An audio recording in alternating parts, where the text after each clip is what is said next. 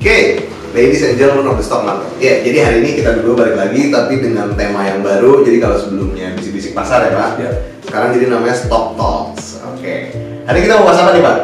Goto. Yang lagi ramai nih ya. Lagi rame Goto. Pertanggal hari ini nih 15 Desember 2022 Ya. itu dari kemarin tuh habis turun banyak, sempat mantul lagi, Ya. AMB lagi ya gitu-gitu lah. Pokoknya intinya pergerakannya nggak normal ya Pak. Ya. Menurut lu gimana nih? Harusnya ya, Goto itu disuspend dulu sebenarnya sih. Harusnya. Ya. Karena kan dia udah turun terlalu dalam. Berhari-hari juga. Tidak ada pemberitahuan juga. Tiba-tiba kemarin ya ada UMA gitu kan. Tapi baru UMA itu juga belum UMA. suspend dan itu udah setelah hari-hari turun. Udah langsung dia koreksi ke atas lagi. Setelah itu ada good news lagi tentang Goto. Dia habis kemarin jual saham di Alfamart ya. Ya, Karya ya. Cuman kedepannya sih masih rada susah ya. Dalam sebulan 2 bulan susah Goto untuk backup ke atas, yang lain narik ke atas susah. Oke, kalau menurut gue nih Pak, maksudnya kalau Goto itu kan kalau kita lihat dari book value-nya kan sebenarnya dia 118, Ya. 120 lah, 120. Cuma maksudnya sebenarnya agak susah juga sih karena maksudnya yang pertama kan kita bisa lihat utangnya gede banget. Iya.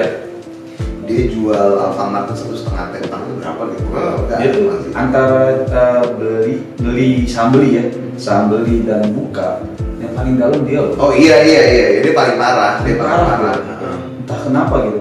Harusnya itu ada intervensi begitu lockdown yang dibuka pada saat kemarin tuh November ya. Iya. Apa Desember awal itu ya? Iya, ditarik ke atas. Tapi ini kan enggak dibiarkan. Ya semua orang pada buang. Tapi ya tetap aja mereka nggak bisa buang berhari-hari gitu. Iya, akhirnya ngantri nongkrong di over aja. Dan sebenarnya yang menurut gua agak bahaya Pak ya, sebenarnya nature sahamnya Goto ini tuh kan dia waktu IPO itu nilai buku sebelum IPO itu kan 1 perak per lembar.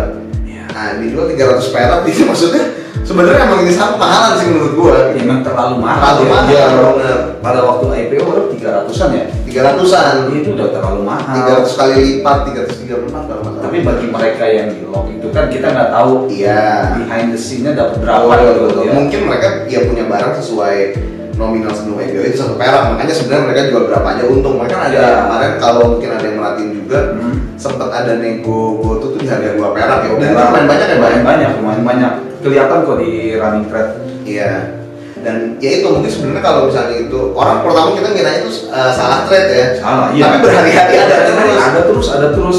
Dan itu jam berapa ya? After market yang Jam 15 sampai 30 ya. Yang pagi juga ada ya. Ada. Iya. Nah itu kayaknya itu emang sebenarnya bukan kesalahan trade Pak kalau menurut gue. Mungkin itu emang investor-investor yang di lock tapi punya barang modal 1 perak. Iya. Jadi dia jual 2 perak pun ya anggaplah misalnya kita punya 100 M kita invest ya dijual 2 perak pun masih 200 M gitu. Ya udah cuannya besar. Udah gede 2 kali lipat. Ya, makanya sebenarnya nah itu sebenarnya menurut gua Goto ini agak gimana ya saham yang Ngeri sedap sih. Iya, ngeri sedap.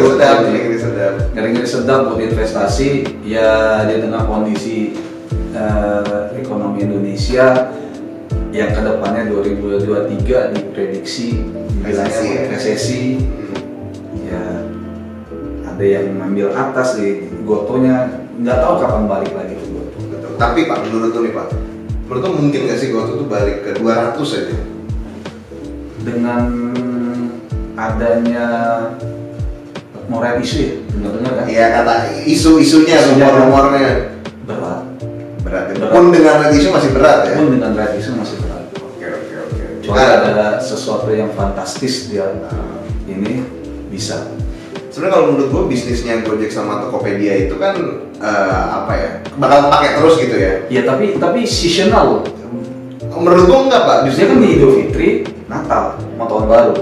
Iya, tapi menurut gue Gojek yang besarnya gitu. Seasonal. Oh yang besarnya iya. Idul Fitri, Natal, tahun baru. Tapi sehari-hari menurut gue tuh mereka pasti selalu kepake. Memang. Cuma dan menurut gue udah jadi bagian hidup orang-orang Indonesia sih. Iya. Memang jadi lifestyle Indonesia ya. Iya, udah jadi lifestyle orang Indonesia gitu. Cuman ya itu balik lagi berkata lo Pak, dia ya utangnya terlalu besar dan jadi agak sulit gitu karena emang pada dari awalnya gua nggak tahu ya, mungkin ini Ya kan kemarin juga kalau dia pindah ke core bisnis yang lain. Iya mungkin. Atau menurut gua nggak usah gitu, mungkin kan kemarin kan juga banyak beredar kabar. Atau gini deh, pasti lu punya teman atau gue juga punya teman yang kerja di 2 perusahaan itu pasti gajinya juga nggak kira-kira. Iya. Padahal menurut gue juga kerjaannya nggak seberapa. Sedangkan menurut gue kerjaannya nggak seberapa gitu. Menurut gue mereka tuh terlalu boros di spending buat karyawan. Menurut gue ya, dan itu kan belum kan sosisnya ya. Iya, dan itu kan juga jadi berita kan. Iya.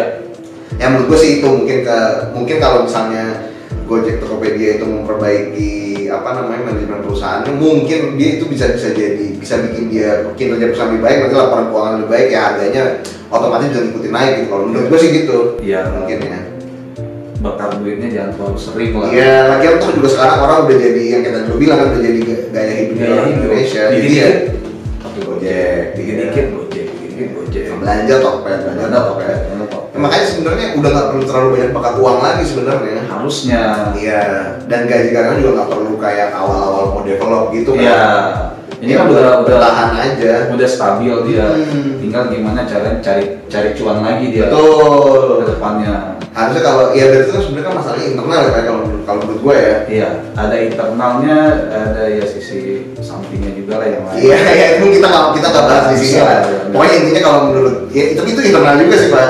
Iya. Ya internal yang berkaitan sama luar lah. Ini kan turun banyak itu disebabkan ada yang paling besarnya itu karena Gotonya sendiri sama Telkom yang kasus itu ya. Iya. Itu juga jadi sentimen negatifnya terlalu gimana gitu si Goto ini. Iya benar Pak, itu agak repot sih emang. Jadi ya gitu ya, kira-kira Goto tuh saham yang sebenarnya udah lumayan bagus, punya potensi lah, cuman manajemen internalnya masih agak perlu diperbaiki, bisa lebih baik lah ya. Banget, harusnya sih kedepannya di tahun 2023 bisa lagi lah. Target maintain di 100 aja udah lumayan. Bisa balik ke 100 atau balik ke book value 120 aja ya. Iya benar. Oke, ada lagi Pak mau tambahin? Cukup sekian aja. Oke, dari kita berdua itu aja. Jangan lupa like, comment, subscribe channel ini. Thank you.